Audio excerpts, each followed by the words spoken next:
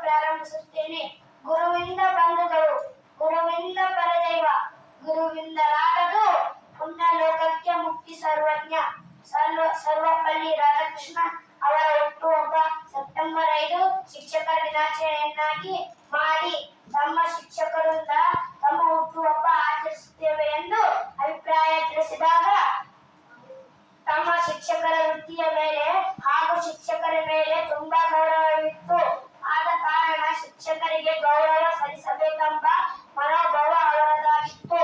ನನ್ನ ಹುಟ್ಟುಹಬ್ಬ ಮಾಡುವುದು ಬೇಡ, ಆ ದಿನವನ್ನೇ ಶಿಕ್ಷಕರ ದಿನಾಚರಣೆಯನ್ನಾಗಿ ಮಾಡಿ ಎಂಬ ಅಭಿಪ್ರಾಯದ ಮೇರೆಗೆ ಅಂದಿನಿಂದ ಇಂದಿನವರೆಗೂ ಶಿಕ್ಷಕರ ದಿನಾಚರಣೆಯನ್ನಾಗಿ ಮಾಡುವೆವು. ಕೊನೆಯದಾಗಿ ಅವರ ಒಂದು ಮಾತು: ಅನ್ನದಾನವು ಹಸಿವನ್ನು ನೀಗಿಸಿದರೆ, ಅಕ್ಷರದಾನವು ಅಜ್ಞಾನವನ್ನು ನಿವಾರಿಸುತ್ತದೆ. ಇಂಥ ಮಹಾನ್ ಮಹಿಮರೊಬ್ಬ ಜನ್ಮದಿನವನ್ನು ಶಿಕ್ಷಕರ ದಿನಾಚರಣೆಯನ್ನಾಗಿ ಮಾಡಿ ನಮ್ಮ ದೇಶದ ಶಿಕ್ಷಕ ಲೋಕಕ್ಕೆ ಒಂದು ಹೆಮ್ಮೆ ಎಂದು ಹೇಳುತ್ತಾ ನನ್ನ ಪುಟ್ಟ ಭಾಷಣಕ್ಕೆ ಚುಕ್ಕಿ ಇಟ್ಟು ಮುಗಿಸುತ್ತೇನೆ.